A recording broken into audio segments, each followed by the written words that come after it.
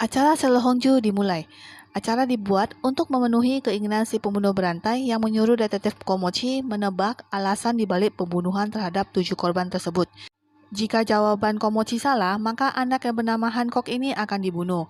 Kemudian Komochi mulai menjelaskan bahwa dari semua kasus ini memiliki ciri yang sama, yaitu sebuah salib yang terletak di dekat lokasi kejadian dan jari tengah korban yang ditemukan menunjuk ke arahnya.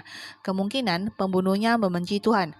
Awalnya, detektif Ko yakin bahwa 5 dari 7 korban tidak termasuk Song Song Ho dan Nenek Bongi yang mungkin dibunuh karena mengetahui identitas pembunuh. Dipilih secara acak. Namun ternyata si pembunuh mengatakan bahwa 5 korban tersebut tidak dilakukan secara acak. Ada alasan di balik itu. Kemudian detektif Ko mulai memeriksa kembali kehidupan para korban. Detektif Komochi mulai menceritakan kehidupan para korban. Pertama, Byun Sun Yung adalah ibu tunggal yang mempunyai seorang putri. Dia bekerja di bagian dapur sebuah bar. Korban kedua, Park Jong Hoo adalah pemuda yang bekerja siang dan malam. Kopi instan yang ditemukan di lokasi kejadian adalah untuk membuatnya tetap terjaga agar bisa bekerja. Kopi menjadi benda yang sangat berarti bagi korban. Satu-satunya saksi dalam kasus ini adalah sipir Nachiko, adalah pemuda yang jujur dan baik. Dia bukan tipe orang yang membiarkan ketidakadilan. Lalu korban berikutnya Pak Kim, gelandangan yang belum dapat diidentifikasi, juga seorang yang disukai oleh gelandangan lain di sekelilingnya. Yang terakhir ada Kim Mi Jong, seorang mahasiswi yang mempunyai berat kurang dari 40 kg. Karena masalah keuangan, dia bekerja sebagai YouTuber di acara makan. Jadi, secara keseluruhan, korban merupakan orang yang kurang beruntung secara sosial tetapi berhati baik. Lalu tiba-tiba seseorang menelepon yang ingin memberikan informasi. Lalu telepon disambungkan ke detektif Komochi. Si penelepon yang telah menggunakan suara samaran bertanya apakah detektif Ko merasa berhak tampil di acara ini. Lalu dia juga berkata ada rumor bahwa detektif Ko terlibat perjudian ilegal dan menerima suap dari penjahat. Komochi tentu saja membantah. Lalu si penelepon lanjut bertanya, bagaimana soal kamu menjadi anggota keluarga korban headhunter? Kamu pasti trauma karena telah menyaksikan headhunter memenggal kepala ibumu. Dan mengenai penjahat yang melompat dari atap baru-baru ini, benarkah dia melompat atau kamu yang mendorongnya? Lalu acara ini dibuat agar bisa menemukan dan membunuh pembunuhnya tanpa memikirkan apakah anak itu masih hidup apa tidak. Mendengar ini, detektif Ko menjadi marah dan mengumpat si penelepon. Publik yang menonton acara ini langsung menjudge detektif Ko adalah polisi yang buruk. Lalu detektif Ko mengakui bahwa 25 tahun yang lalu, headhunter membunuh kedua orang tuanya dan dia sangat ingin membunuh headhunter. Dan acara ini hanya untuk membawa Hancock kembali dengan selamat. Seorang kurir mengantarkan paket sebuah flash disk yang berisi video. Video itu berisi seorang anak yang memakai topeng, lalu si penculik mengatakan bahwa waktumu sampai acara ini selesai. Jika tidak mengatakan alasannya, anak ini harus mati dan kamu akan melihat sesuatu yang tidak akan pernah kamu lupakan. Lalu seorang kurir datang lagi dan mengantarkan kiriman yang lain untuk detektif Ko. Mendengar itu, Komochi kaget dan Jung Baru menelepon Komochi dan memberitahu bahwa bukan video itu yang dia kirim. Kenapa mereka terlihat terkejut? Nah, ceritanya flashback dulu ke 2 jam sebelum acara Selohongju dimulai. Tampak detektif Komochi mulai frustasi karena masih belum menemukan jawabannya. Lalu Jung Baru memberikan ide untuk bersandiwara membuat si pelaku marah dengan Hancock palsu. Lalu 1 jam kemudian ada nampak anak laki-laki yang penampilannya mirip dengan Hancock saat sebelum dia hilang dengan memakai topeng dan baju yang sama. Lalu mereka membuat video seolah-olah Hancock diculik dan si pembunuh menelepon detektif Ko. Nah, kembali lagi ke waktu sekarang. Jung Baru menelepon detektif Ko dan memberitahukan itu bukan video yang dia kirim. Kemudian Komochi cepat-cepat mengejar kurir yang telah mengantar video yang asli dari si pembunuh. Si kurir lalu berhasil ditangkap oleh detektif Komochi dan Jung Baru. Si kurir mengatakan bahwa paket tersebut diambil dari lokal stasiun Simjeon. Kemudian Jung Baru pergi memeriksa CCTV di stasiun Simjeon. Komochi melanjutkan siaran TV. Kemudian ada pesan baru yang memberikan informasi bahwa dia melihat Hancock.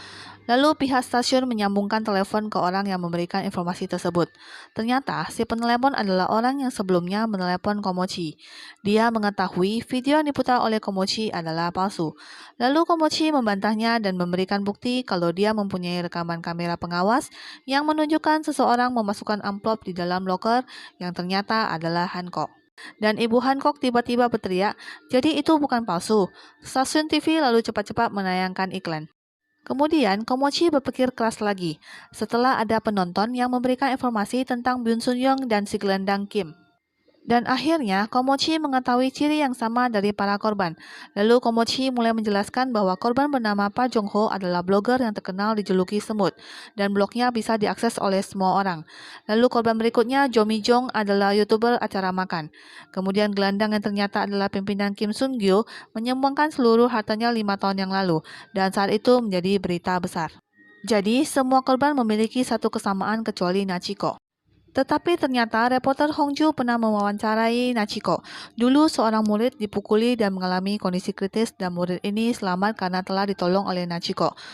Dr. Sun Yohan juga menonton acara Selo Hongju. Ternyata murid yang telah ditolong oleh Nachiko dan Jumbarum adalah Dr. Sun Yohan. Terus, Detektif Ko menyimpulkan bahwa pelaku mendengarkan radio, membaca blog, menonton video online, dan memeriksa berita untuk memilih targetnya. Karena desakan dari stasiun TV lain yang mengatakan jika video yang diputar oleh Detektif Ko adalah palsu, akhirnya Detektif Ko mengakuinya. Hal ini dilakukannya karena Detektif Ko yakin si pembunuh akan menelepon mereka jika melihat video palsu itu.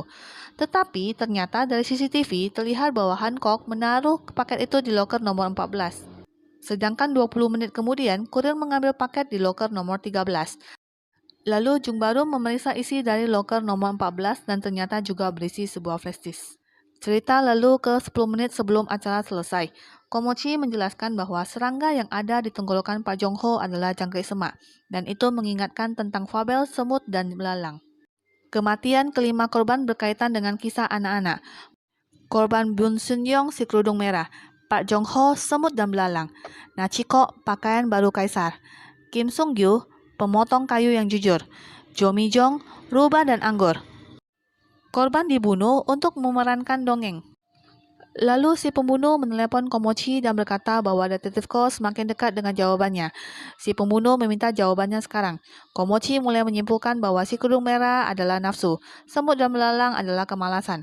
Pakaian baru kaisar adalah kesombongan, pemotong kayu jujur adalah keserakahan, dan rubah anggur adalah kerakusan. Itu 7 dosa besar purgatorium karya Dante. Kemudian Komochi mulai mengulur waktu untuk mengetahui lokasi si pembunuh lewat teleponnya. Tetapi karena si pembunuh mengetahui Mochi sedang mengulur waktu, dia menutup telepon tersebut.